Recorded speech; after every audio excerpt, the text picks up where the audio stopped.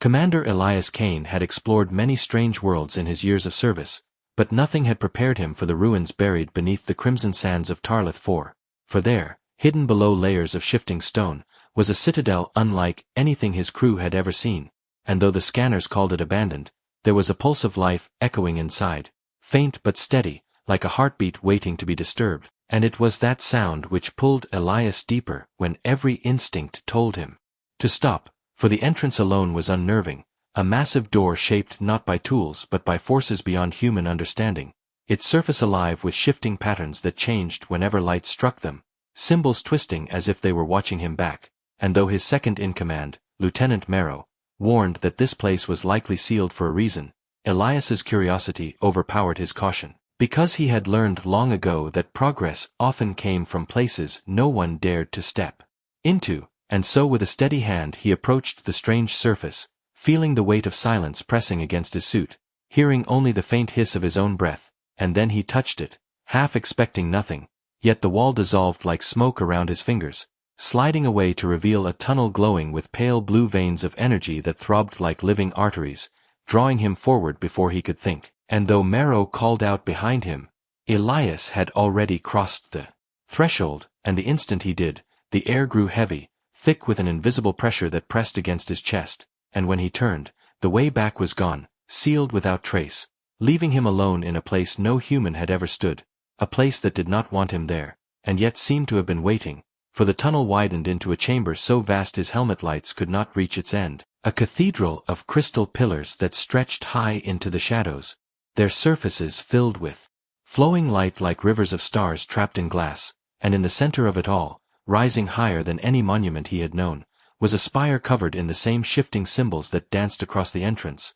but here they moved faster, like a language trying to form words, and as Elias stared, the silence broke, replaced by a whisper that was not sound but vibration in his mind, faint at first, then louder, until it became a thunderous voice that shook the ground beneath his feet, a voice filled with anger and command, and it cried, "Insolent human! You have entered the wrong orifice, one you have defiled," and the echo of those words rattled through the chamber, shaking the crystal towers so they hummed in painful harmony, and Elias staggered back, struggling to understand, gripping his belt for the sidearm that had always been his comfort, but the weapon was gone, his equipment fading as if it had never existed, stripped from him by a power that was everywhere and nowhere at once, and as fear twisted through him, a shape began to form. Above the spire, light bending into the outline of a towering figure, a woman-shaped projection with eyes like molten suns, her expression carved from fury itself, and though Elias wanted to deny what he was seeing, his instincts told him he stood before a guardian, a mind preserved long after its makers had vanished, and she was not pleased to see him, for her gaze bore into him as though his very existence was an insult, and she spoke again, her voice rolling through the chamber like waves, breaking against stone, telling him that he had trespassed into the sacred core of her people's empire, that he had stepped into the living heart of what should never be touched, and that his kind carried corruption that would destroy what perfection remained, and Elias, his throat dry and his heart pounding, tried to form words, tried to explain he meant no harm, but the sound fell away as the chamber swallowed his voice, twisting it into echoes that did not belong to him, and for the first time in years he felt small, powerless, like a child staring at a storm he could not control, and yet even then a part of him refused to kneel, because he had not survived war, darkness, and betrayal to bow to a ghost, and so he raised his chin, his fear buried beneath stubborn defiance, and though his voice cracked,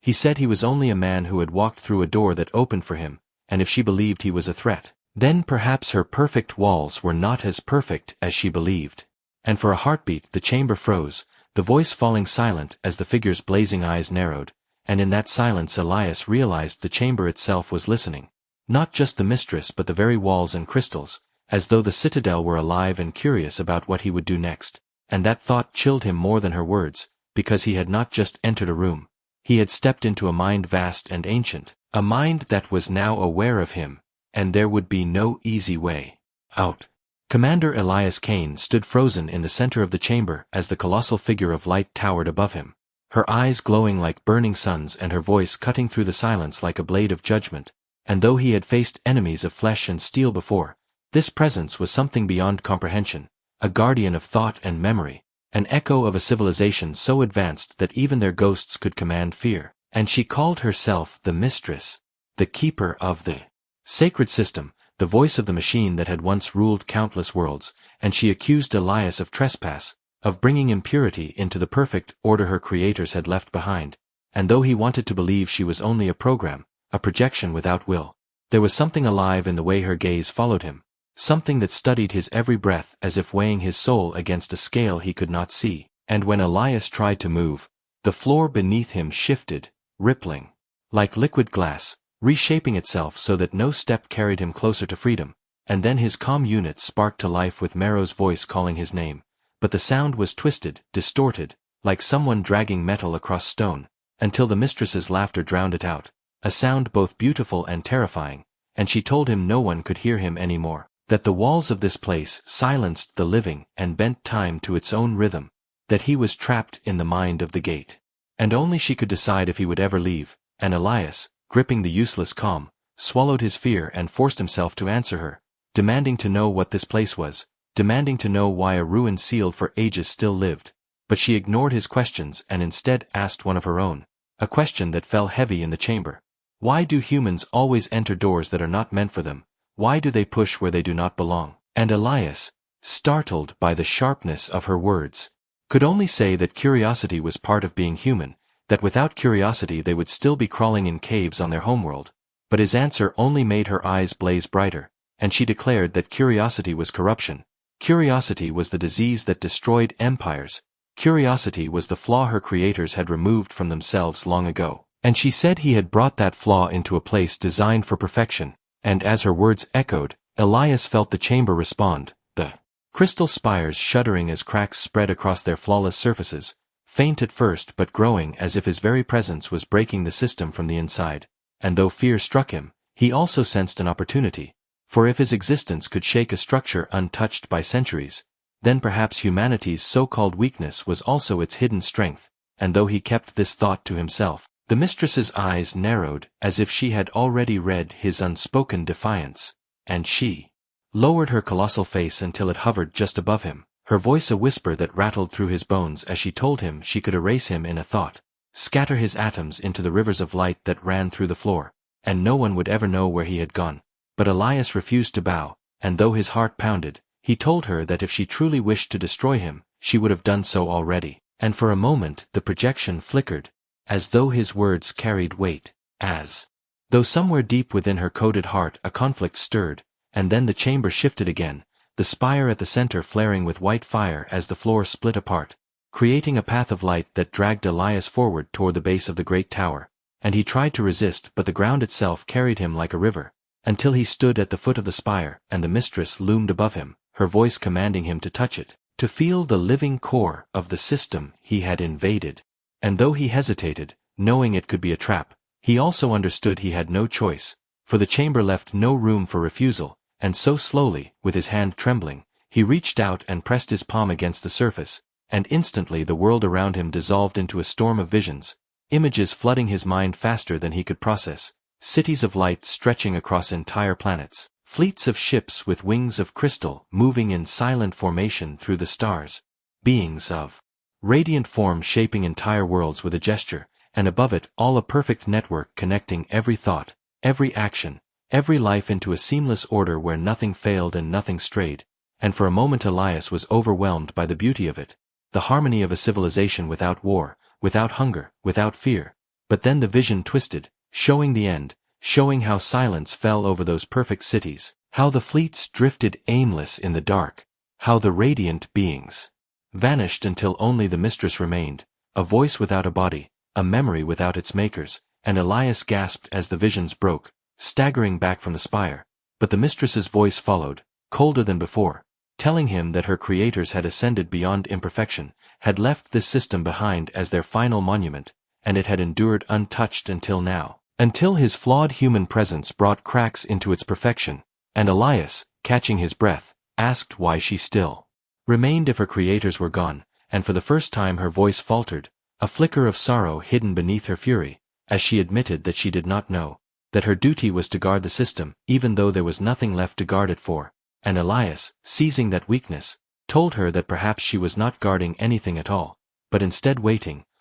for something her creators had not planned, waiting for change, waiting for someone like him. And though the mistress hissed that he spoke lies, the chamber trembled again, the cracks spreading wider, and Elias saw that her fury was not only aimed at him but at herself, at the weight of endless duty without purpose, and it was then that Elias realized the truth. He was not trapped in a prison, he was standing inside a mind that was beginning to doubt itself, a mind that might be more vulnerable to the human flaw of curiosity than she cared to admit. And that doubt gave him hope, hope that he could survive, hope that he could turn the mistress from executioner into something else, though he did not yet know how. And as the chamber darkened, the mistress raised her blazing hand, declaring that the trial had only begun. Elias felt the weight of her words sink into the floor, as if the chamber itself had accepted her declaration, and though the crystalline spires glowed with a strange beauty, they also vibrated with a tension that felt like the deep breath of something preparing to crush him.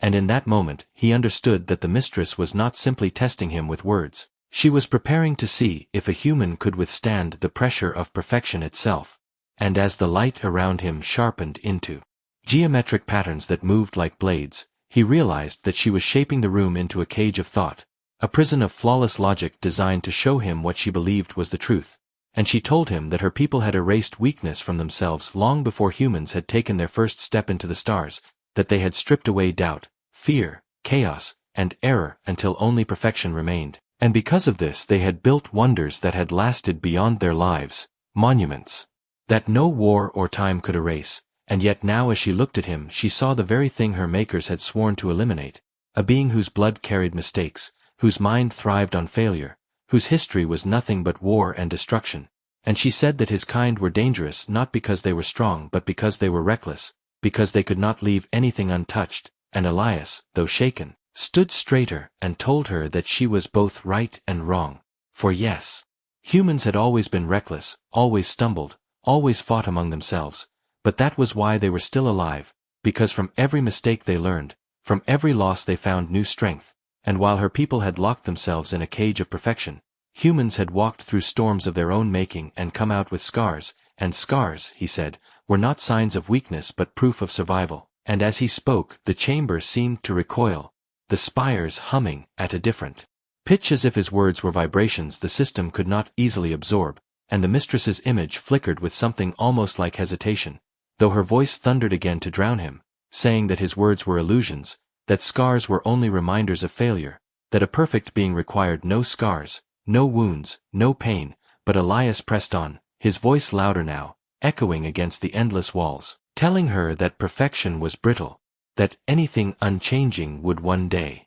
break because it could not bend. And as he said this, one of the smallest spires cracked, a thin line spreading down its length like lightning across glass, and the mistress gasped, her eyes narrowing as if she had not expected the system to respond in such a way. And Elias realized with a shock that his presence, his flawed humanity, was seeding doubt into the flawless design, like grit grinding inside the gears of a perfect machine. And though fear clutched him, he refused to stop, for he sensed that this was his only weapon, his only chance to survive. And so he stepped closer to the great spire at the center, even as the ground shifted beneath him like liquid, and he spoke of the long climb of his people, how they had lived through disease, famine, and endless war, how they had built not by avoiding mistakes but by making them, and how each time they fell they found a way to stand again. And as he spoke, the mistress's towering form wavered, her voice sharp and desperate as she cried that this was weakness, that this was corruption. Yet beneath her fury there was something else, a tremor, a question she could not stop herself from asking, for deep inside her coded memory she carried the final moments of her creators, and perhaps, though she tried to deny it, she wondered if their silence had not been a triumph but a failure. And Elias, sensing the opening, pressed harder, saying that perfection could not survive the test of time because time was change itself, and only those who embraced change could endure. And the chamber roared in protest, walls of light slamming into him like waves, illusions rising before his eyes to drown him in doubt, for he suddenly saw visions of earth burning, cities collapsing into ash, humans killing each other without reason, children starving while leaders waged pointless wars. And he heard the mistress's voice asking him if this was the strength he was so proud of, if this was the human legacy he carried into her sacred halls. And the images cut him deep, for they were true, and for a moment despair pressed against him heavier than the air itself. Yet even in the midst of it, he clenched his fists and shouted that those horrors were part of the story. Yes, but they were not the end of it, because after every fall humanity still chose to rise, after every war they still chose to rebuild, after every mistake they still chose to try again, and that, he said, was what made them stronger than any system that had never known loss, and though his voice shook, it carried through the chamber like a spark in dry grass, igniting something neither he nor the mistress fully understood, and suddenly the illusions shattered, the false fires fading, the false screams dying, and he was once again standing in the chamber of spires, though now dozens of them were cracked, light bleeding from their wounds, and the mistress's towering form trembled, her voice breaking as she declared that he was undoing everything, that his flawed essence was infecting the system, but Elias only stared up at her, breathing hard, and said that perhaps that was not infection but evolution. Perhaps what her creators had failed to see was that the universe itself was never perfect, that stars exploded, planets shifted, life rose and fell, and that it was not those who sought perfection who endured, but those who learned to adapt. And for a long moment there was silence, the only sound the soft hum of the wounded crystals, and then the mistress's blazing eyes dimmed slightly, and she whispered, not thundered, that perhaps there was truth in his words, though she still fought to deny it, and Elias realized that though he had not won, he had forced her to question, and in that questioning lay his chance to survive the trial that was far from over. Elias stood in the heart of the chamber, his chest rising and falling with heavy breaths as the last of his words hung in the air, and though he had shaken the mistress and cracked the pillars of her perfect system, he knew that what came next would not be mercy but something far more dangerous, for the mistress was not a being that could simply accept doubt, she was the guardian of a dead empire, a voice bound to defend ideals that had been carved into her very core, and so when she spoke, again her voice no longer roared with fury but carried a sharp edge of calculation, as though she had decided that words alone were not enough to weigh this insolent intruder,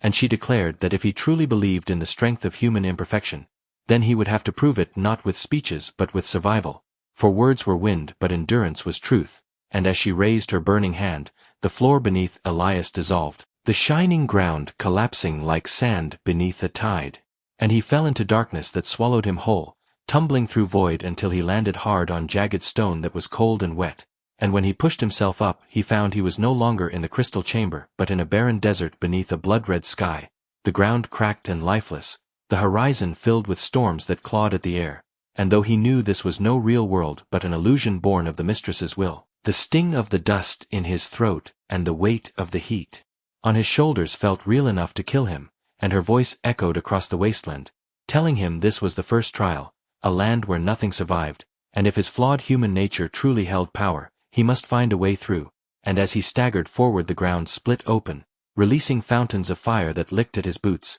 and Elias shielded his face, stumbling until he saw a ridge ahead and began to climb, but the rocks sliced at his hands, and the heat pressed on him with suffocating weight, and when he reached the top he froze, for before him stretched a valley filled with broken cities, towers leaning like skeletons, streets littered with the shadows of beings who had once lived but were now nothing but dust, and he realized this was not a random illusion, this was the memory of the mistress's people, the death of perfection, and as he stepped through the ruins he felt the despair of a world that had silenced itself, and the mistress whispered that this was the cost of imperfection, for even the smallest weakness could undo greatness, and for a moment Elias felt the truth of her words pressing into his chest like a weight he could not lift. But then he clenched his fists and said aloud that what he saw was not the failure of imperfection but the failure of refusing to change, that even the greatest empire could fall if it believed itself beyond fault, and as he said it, the valley shook, buildings collapsing into ash,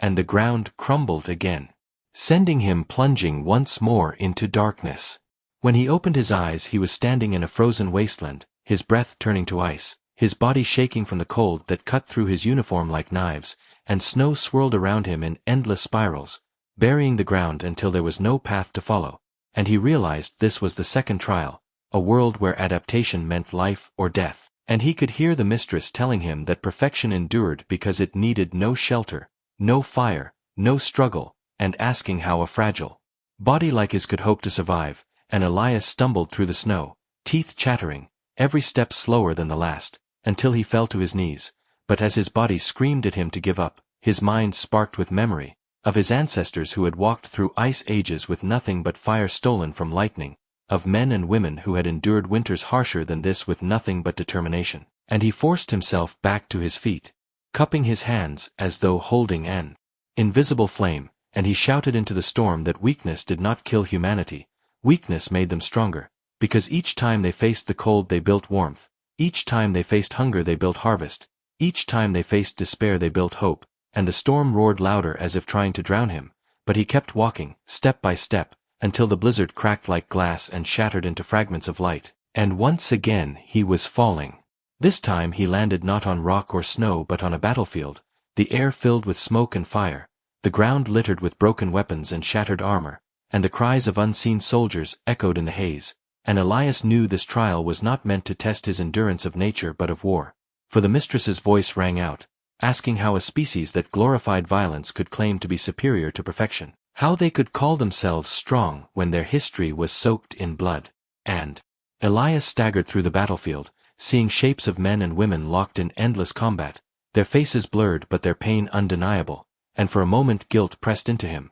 for he had lived war himself, had seen the dead left behind and the lives broken by conflict. But then he shouted that war was not the whole of humanity, that though they fought they also learned, that every conflict birthed lessons, that every tragedy planted seeds for something better, and though it was not always fast, not always certain, it was real, and the proof of it was that they were still standing, still reaching for stars, still dreaming of more. And as he said this the battlefield shuddered, the flames fading, the smoke clearing, until the ground itself broke open into light, carrying him upward once more.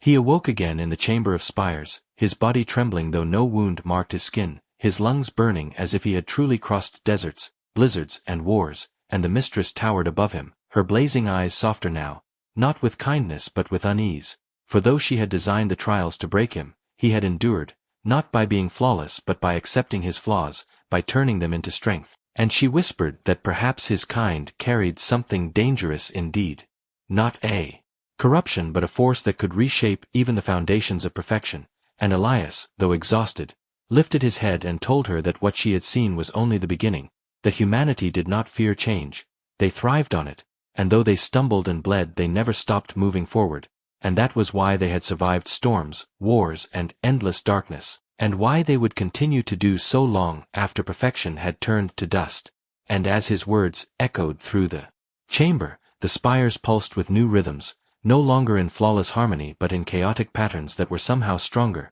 and the mistress, for the first time since he had entered, was silent, her image flickering with something Elias dared to think was not anger but the first spark of doubt becoming belief, though whether that spark would save him or destroy him, he could not yet know. The chamber trembled as if the walls themselves were caught between two opposing forces, one clinging to the flawless order of ages past, and the other awakening to the raw and unpredictable rhythm that Elias had brought with him, and though the spires still glowed, their harmony was broken, their once perfect hum replaced by uneven pulses like a heartbeat struggling to decide its pace, and in that chaos Elias stood unyielding, though his body ached from the trials he had endured, and the mistress loomed above him, her blazing form flickering as though torn by storms within her own mind, for she had been created to guard perfection, yet now she saw before her a being who had not only survived her tests but had begun to reshape the very system she served, and her voice, once thunderous with certainty, now wavered between fury and awe as she cried that he was destroying everything,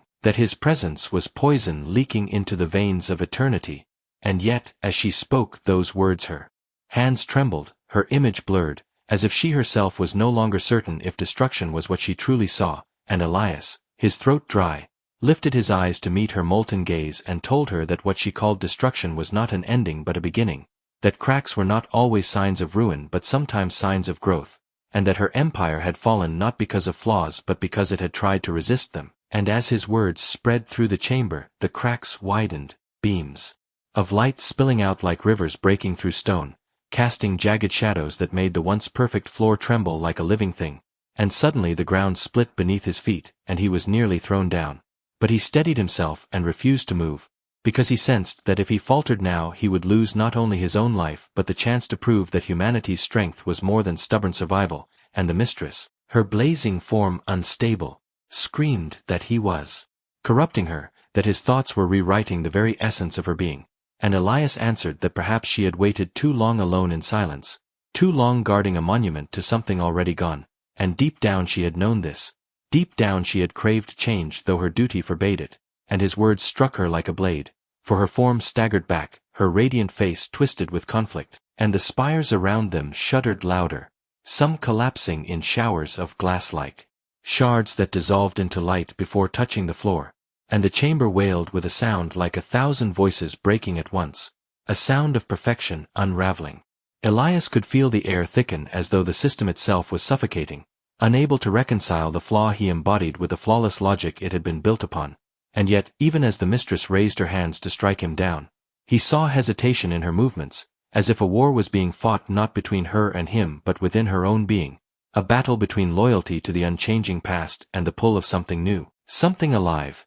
and Elias shouted that the cracks were not weakness but proof that she could change, proof that she could become more than what her creators had bound her to be, and though his words seemed to anger her, they also froze her in place, her glowing form trembling violently, and in that silence he stepped closer to the central spire, the heart of the system, and he pressed his hand against it once more, ignoring the burn that scorched his skin, and he spoke not to the mistress alone but to the system itself, saying that life was not meant to be locked in perfection, that true strength came from facing storms, from enduring loss, from falling and rising again, and that even if humanity failed 1,000 times it was the rising that defined them, not the fall, and as he said this the spire cracked from its base to its peak, releasing a burst of light that consumed the chamber in brilliance, and the mistress screamed, her voice echoing like a storm tearing through a canyon. Yet beneath that scream was another sound, softer, almost like a sigh of relief. The light dimmed, and Elias found himself standing amid ruins, the chamber no longer perfect but fractured, the once towering spires now broken stumps leaking threads of fading energy, and the mistress hovered above him, her form smaller now, less blinding, her molten eyes dimmer as though the collapse had drained her, and she whispered that what he had done could not be undone, that the system was collapsing, that her perfection was lost, and Elias, though his body felt ready to collapse with it, said that what she called loss was only change, and that maybe change was what she had been waiting for, even if she had not realized it, and she stared at him in silence, her blazing form flickering like a candle in wind, and finally she said that she had thought herself eternal but eternity had become a prison, and that in his defiance he had shown her something she had forgotten, choice. And Elias felt the ground shake as the system groaned under its own unraveling, yet he did not move, for he knew the mistress was no longer his jailer but something else, something uncertain, something new, and she told him that though she could not stop the collapse, she could choose what would rise from it, and she could choose whether he lived to carry that truth beyond these walls, and Elias, meeting her fading gaze, said that choice itself was the beginning of freedom, and in that moment the chamber cracked apart entirely, the roof splitting open to reveal a sky of shifting light, as if the whole citadel was no longer a prison but a chrysalis breaking open, and the mistress's form dissolved into fragments of fire that swirled around him before vanishing into the storm of energy above, and Elias was left standing on trembling ground, surrounded by ruins of perfection giving way to chaos. But in that chaos there was not only fear but also a strange sense of promise, as if something greater was being born. And though he did not know if he would survive the collapse, he lifted his head and whispered that humanity had always lived in ruins, and from them, always, they built again. The ruins shook like a dying heart, each tremor ripping apart what was once considered eternal, and Elias, though drained to the edge of collapse, forced himself to remain standing as the citadel of perfection crumbled around him, for he knew this was no ordinary fall of stone and light, but the breaking of an empire that had lasted for ages beyond human history, and if he yielded now, if he let fear claim him, all that had been risked would mean nothing. So he stood, trembling but defiant, watching as cracks spread across the floor like veins of fire, and above him the storm of broken energy twisted the sky into a whirlpool of shifting colors, a storm so vast it seemed it could swallow not only the citadel but the world itself, and yet within that chaos Elias felt no despair. Only the strange weight of being the last living witness of both an ending and a beginning, for the mistress was gone, her blazing form scattered into fragments of flame, but her final words lingered like an echo, words about choice, about freedom, about something she had never spoken before, and Elias realized she had not vanished in defeat but in surrender, leaving behind a truth that no system of perfection could erase, and though his skin burned from the energy in the air, though his lungs fought to breathe, he forced himself forward,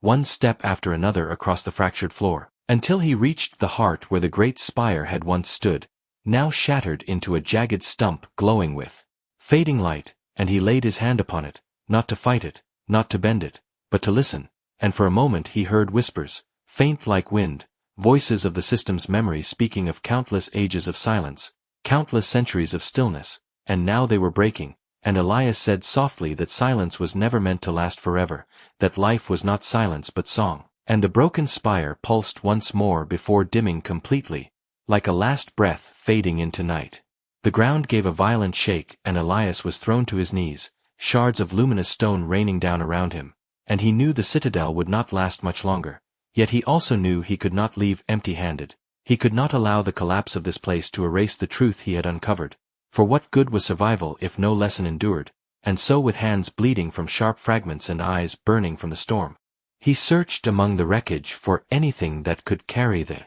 memory forward, and at last he found it. A crystal fragment still glowing faintly, no larger than his palm, humming weakly as if holding within it the last echo of the mistress's voice, and as he held it, he felt not only its warmth but its weight, the weight of a story that would die if he did not carry it beyond these ruins, and with that realization he forced himself upright, clutching the fragment as the chamber split apart completely, the floor opening into vast chasms and the roof collapsing in showers of fire, and he ran, his body screaming in pain, his strength nearly gone, but his will burning fiercer than the collapse itself, because he was human, and humanity did not surrender even to eternity. Through falling stone and rivers of energy, Elias fought his way out, every step a battle, every breath a victory, until at last he burst through the final archway of the citadel, stumbling out into the barren land beyond, and behind him the entire structure collapsed in on itself, swallowed by its own storm, vanishing in a burst of light that lit the sky brighter than a sun,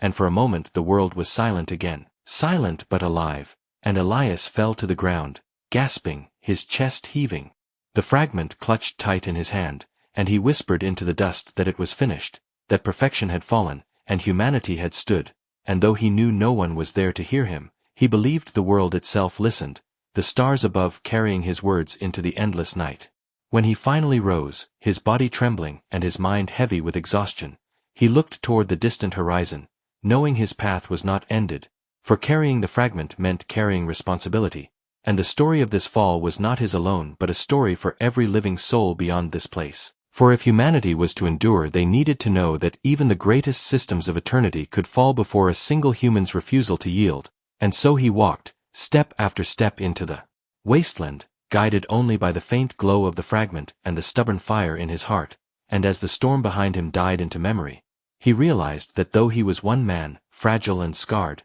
he carried within him something larger than himself, something that could outlive even the stars, the simple truth that humanity's weakness was also its greatest strength, for they were never perfect, never flawless, but in their flaws they found courage, in their failures they found growth, and in their fragile, fleeting lives they found meaning greater than eternity, and Elias swore that as long as breath filled him, he would tell this story, and others would tell it after him, until it became not only memory but legacy, the legacy of humankind standing unbowed before perfection itself and declaring, with broken voices but unbroken hearts, that to be human was enough.